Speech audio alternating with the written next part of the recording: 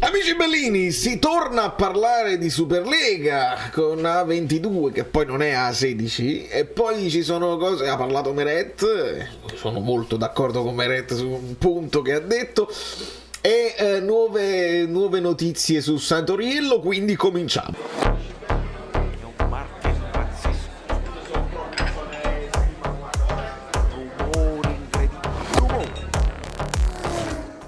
Allora, Comics57, benvenuto sul canale, iscrivetevi al canale, non mi sono preparato per fare il video, perché altre volte i video, lasciate like per i video che non sono organizzati, ecco, noi ci spostiamo con una Brabham tattico da questa parte, e se phon, ecco, il phon, però perché non... Ah, eccolo qua, la nuova Super League. No, siamo tutti a posto.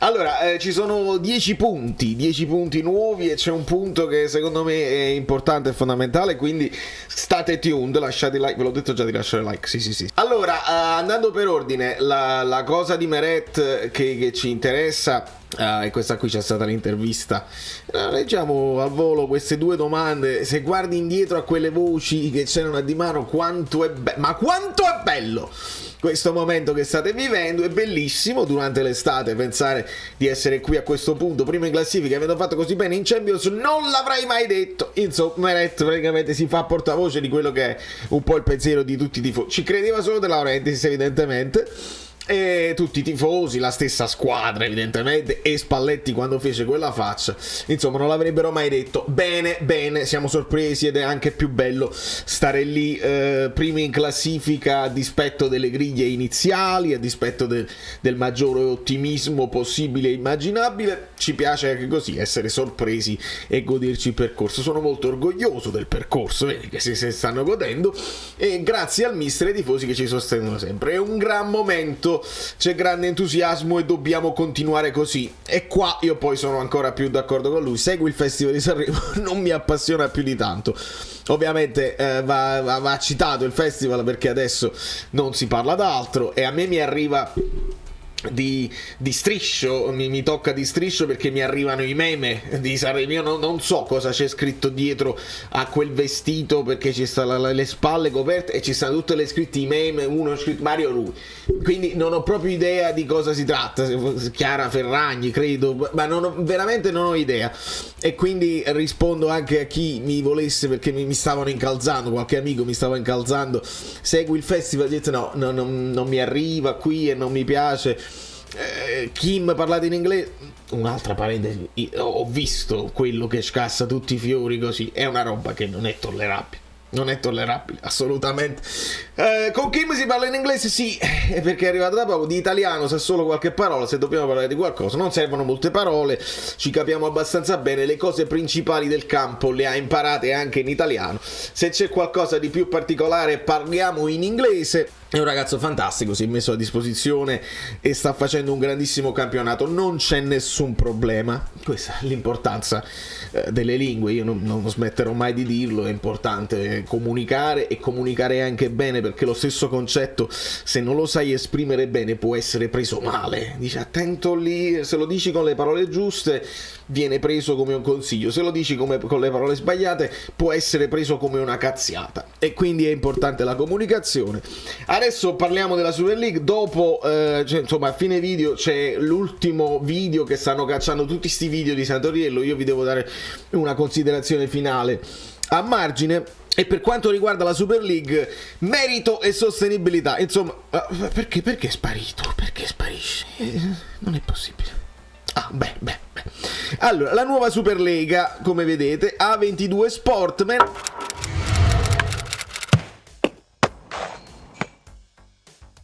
management della società, eccetera eccetera. Bern Reichard si è confrontato con 50 club europei. Poi voglio sapere quali sono i club europei, perché non ce lo dicono.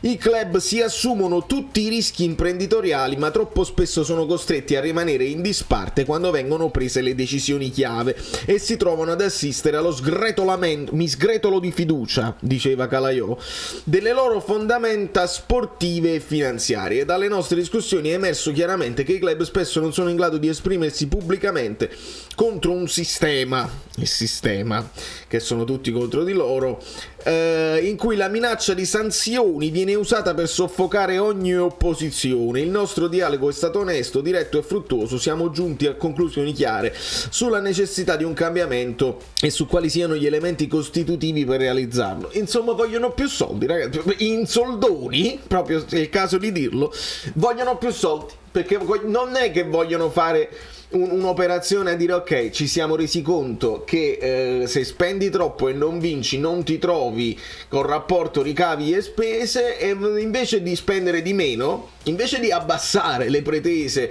cioè il più grande giocatore al mondo, Holland, deve prendere 25 milioni all'anno, Ronaldo che va a prendere chissà qua 200 milioni in 2 anni per giocare in quella lega lì, no, aumentiamo. Ed è così che è insostenibile, e sarà insostenibile a un certo punto anche per la Superlega, perché non è pensabile, è il concetto alla base che è sbagliato. Abbassate tutto e vedete quanto si può ricavare. E invece no, vogliono più soldi. Il feedback bla bla bla, la Corte di Giustizia, il monopolio della UEFA.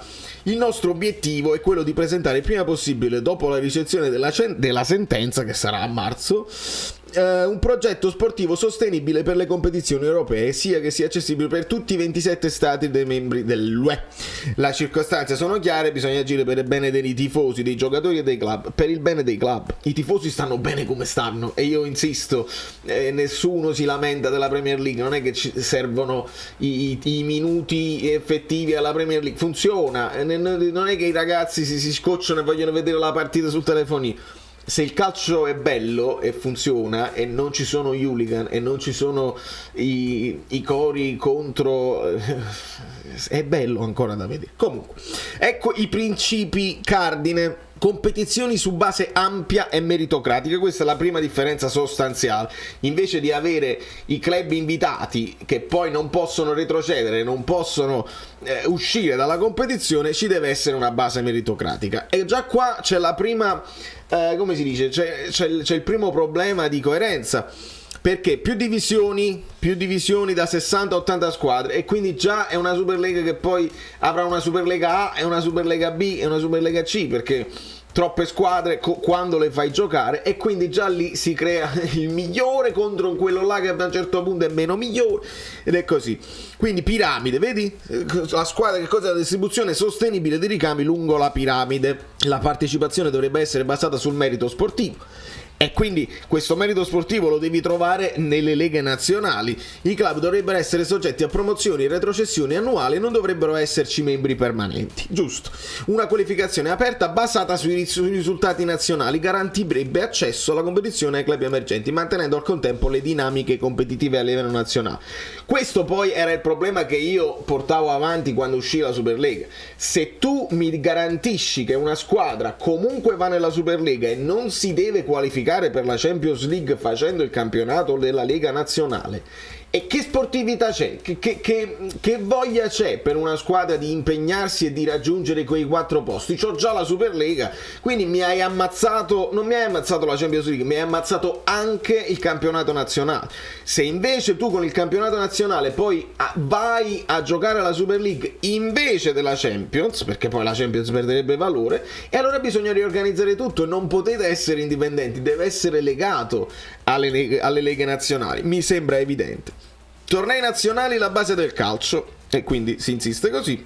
È fondamentale bilanciare, rafforzare, rendere più competitivi i tornei nazionali in tutto il continente. Le competizioni europee dovrebbero svolgere un ruolo cruciale nel contribuire al raggiungimento di questo obiettivo, generando e allocando risorse in tutto il sistema. No, non può essere, perché praticamente vuoi sfruttare ancora l'Europa League, la Champions League per dare soldi alle squadre che poi devono essere competitive e avere i giocatori belli che vuoi mostrare alla Super League. Vedete che non funziona questa cosa qui.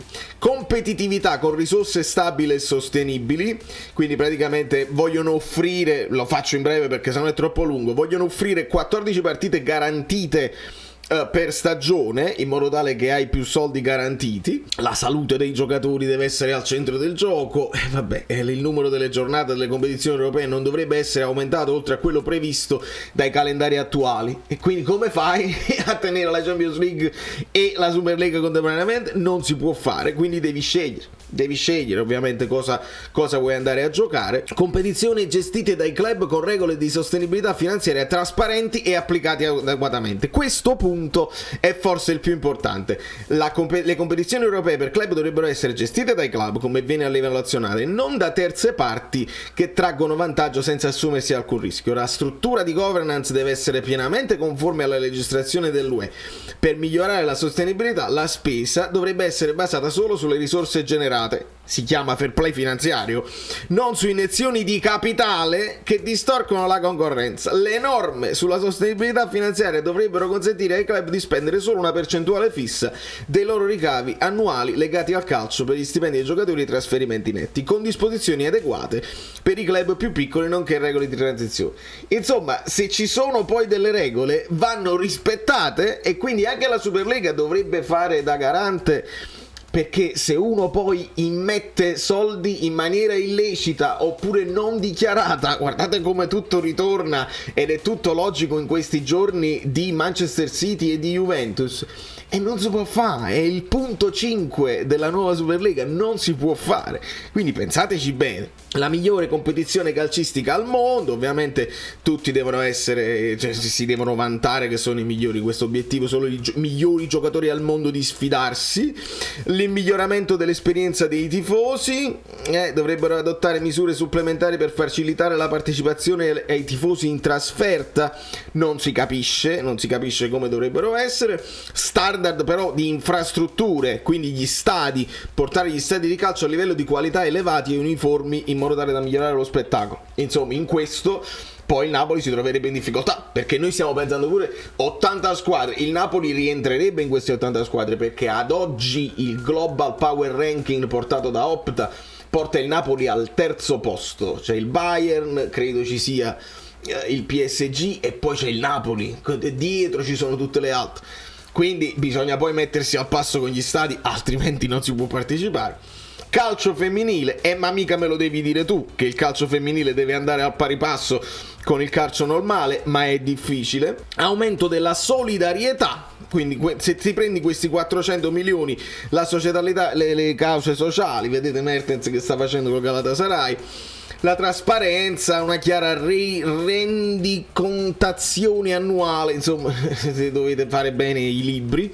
rispetto del diritto dei valori dell'Unione Europea. Il calcio e i suoi stakeholder sono chiamati ad abbracciare i valori, le leggi e le libertà fondamentali dell'UE. Inoltre nessun club europeo dovrebbe essere costretto a rincorrere i sistemi di risoluzione delle controversie al di fuori del diritto comunitario. La giurisdizione dell'arbitrato sportivo dovrebbe essere strettamente limitata alle questioni sportive.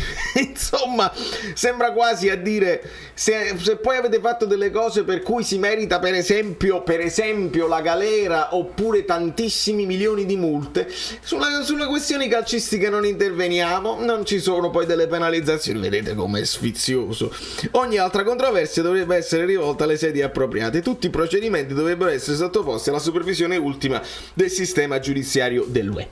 Insomma, ragazzi, è ancora un confusionamento generale e sappiamo che nella confusione chi ci guadagna sono sempre i potenti e mai i tifosi. Non veniteci a dire che state facendo tutto questo per i tifosi, lo state facendo per voi stessi, perché avete bisogno di più soldi e sistemare tutti i vostri debiti con più soldi da spendere. Non volete spendere di meno, volete più soldi per fare più debiti, e questa è la situazione che mi sembra evidente. Tornando, e si lega poi al discorso, vedete come si dice, poi le cose di campo devono essere diverse. In chiusura è chiaro, si è sentito quest'altra intercettazione, non è un'intercettazione, è un altro incontro pubblico dove Santoriello dice così, ve lo faccio sentire perché sennò se ne parlo non si capisce. Che è come dire assolutamente irrealizzabile, come al pari ad esempio della Juventus che vinca la Coppa dei Campioni.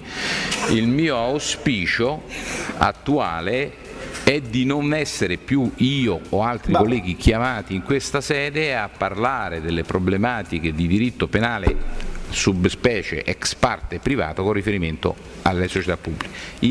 è chiaro che non ha importanza il succo, è chiaro che noi capiamo che questo è un personaggio, Santoriello, che spesso ha la battuta pronta e spesso, per far ridere anche la platea e per rendere meno pesanti certi discorsi che sono pesanti perché sono molto tecnicistici, ci mette dentro la battuta anti-Juve per tenere la platea in un certo modo. Ora, è discutibile, è inopportuno, si può evitare? Sicuramente sì, ma il problema è lui che è anti-juventino o è la società quotata in borsa che decide di supercazzolare la Consob e quindi viene intercettata e si scoprono gli illeciti? Perché questo poi è il problema, è colpa della telecamera. Se la telecamera odia i guidatori, no? Sta sempre là a guardarti così. È colpa della telecamera se tu vai a 500 all'ora e passi col semaforo rosso? Oppure è colpa tua che ci sei andato? Non fatevi intercettare dicendo che state con le mani nella marmellata e l'anti-juventino, che lo è sempre stato, non trova niente e come in tutti questi anni non può accusarvi di niente, non può perseguirvi. È molto semplice la situazione. Poi si può continuare a parlare di Ziliani contro Giuliani. Entrambi parlano di un campionato falsato. Vi rendete conto? E tutti si stanno lamentando dell'Italia. Ma siamo in Italia. Lo dicono gli juventini e lo dicono i tifosi di tutte le altre squadre. Siamo in Italia, tanto non succede mai niente. Se tutti si lamentano, vuol dire che un problema alla base ci sta ed è grosso. Da New York, Valerio Fluido è tutto. Fatemi sapere cosa ne pensate della nuova Superlega. Meretti ne abbiamo parlato, Kim, l'inglese, Santoriello, un pochino di tutto in questo martedì pazzesco. Finiamo i like. Sembra una parrucca, ma non è vero, perché vedi cambia. Ma no, che meraviglia, io me li fai. Sono Saverio Asoli. Dobbiamo arrivare a 20.000 iscritti, di cortesia, perché questo è l'anno. Avete lasciato i like. Niente più, dai, basta, sei cringe. Quante cose.